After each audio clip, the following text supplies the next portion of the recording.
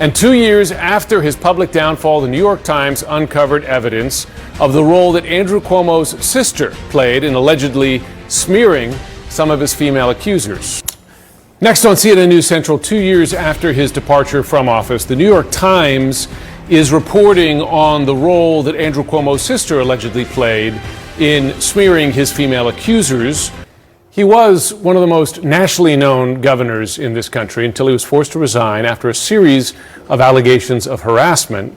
Now, a New York Times investigation has found that former Governor Andrew Cuomo's sister was encouraging his loyalists to publicly shame and undermine his accusers. CNN chief Washington correspondent and anchor of the lead, Jake Tapper, is following the story today. And Jake, it seems that this investigation was based in part on text messages from Madeleine Cuomo, his sister, and a group who supported Cuomo. That's right. So the New York Times' Nicholas Fandos reviewed a trove of 4,000 text messages, voice memos, and emails between Madeleine Cuomo and this Democratic activist group.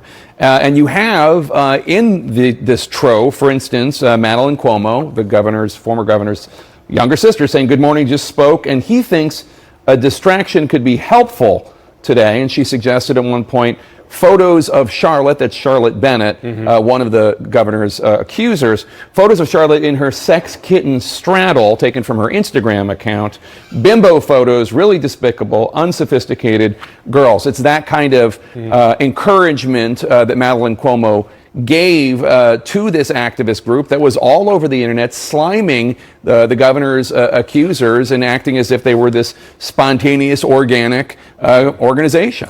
I imagine Madeleine Cuomo, the former governor, have responded? You would imagine correctly. And let me make sure that I have this correct.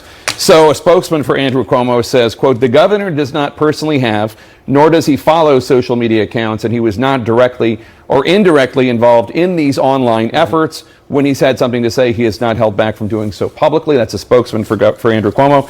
And then Madeleine Cuomo responded to CNN about the New York Times report, also saying, "To the extent I invoked his name, it was so that the group felt their efforts were appreciated, but it was not at my brother's direction or with his knowledge. To be clear, I acted on my own with the people of WDNY, that's the organization, and without my brother's involvement in any way." That, of course, is contradicted by the messages in this trove. We're going to talk to Deborah Katz, Charlotte Bennett's attorney, about this shocking story from the New York Times later today on The Lead. Understood. Thanks so much, Jake. Of course, The Lead with Jake Tapper starts in just a few minutes' time. Brianna. They accused former New York Governor Andrew Cuomo of sexual harassment, and now new revelations about a stealth campaign to smear their reputations. The new reporting from the New York Times ahead. And we're back with our national lead, a story of generational power and back-channel image rehabilitation. The New York Times reports that former New York Governor Andrew Cuomo's sister coordinated with an existing group of Democratic supporters, mostly older women active on Twitter, to try to help fix his public image. This was in 2021, after multiple women accused the Democratic governor of sexual harassment.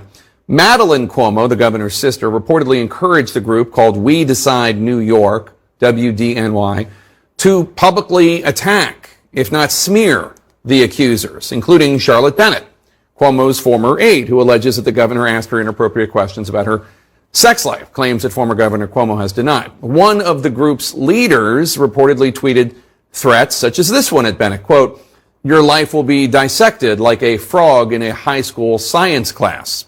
This after Madeleine Cuomo reportedly encouraged members of the group to post photos of Bennett from her Instagram, which Madeleine Cuomo said made Bennett look like a, quote, bimbo.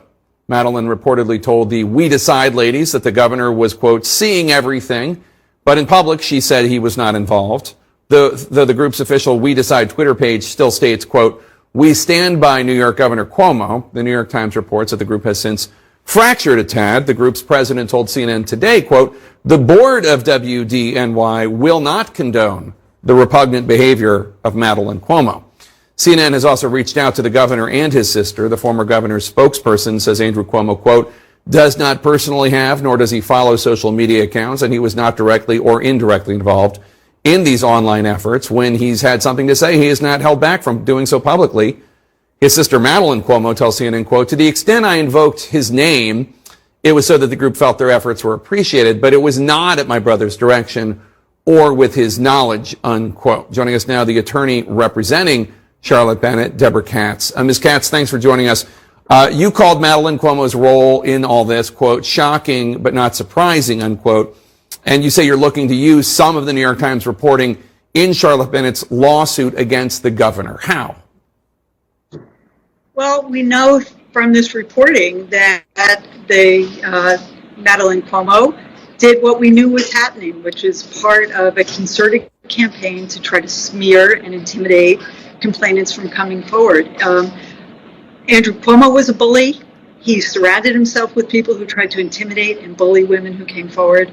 And this is shocking that such behavior exists, but it's not surprising because this is the hallmark of the Cuomo administration. He was a bully and his sister was too. You heard in the statement to CNN that Madeleine Cuomo denies that any of this was at her brother's direction. Obviously, that's not the suggestion made in the trove of emails and phone messages and the like that the New York Times reviewed. So which do you believe? I believe what she said to the members of the group, but we will take discovery. We will depose Madeleine Cuomo, we will depose Andrew Cuomo, and we will depose members of this group. It is clear to us that Andrew Cuomo had a group of advisors who were doing everything that they could to try to beat back the women who were coming forward, and this was just part of the campaign. No one took action without it being sanctioned and directed by the governor, then governor, and then former governor and his inner circle. You know, I will say, having seen a lot of online activity and mobs going after people, especially women who make accusations against powerful men, it really makes you wonder how much, if any of it, is organic versus how much of it is being pushed by these high-profile men. Well, I think that's a really key point here. Obviously, in terms of Charlotte Bennett's case, this is a watershed moment because we now have peeked behind the screen and see what actually happened. But as someone who represents victims of sexual violence and sexual harassment, this is what everyone fears if they come forward. And now we have the most concrete record of exactly what happens. 4,000 texts from Madeleine Cuomo and these individuals coordinating efforts to smear the women who came forward.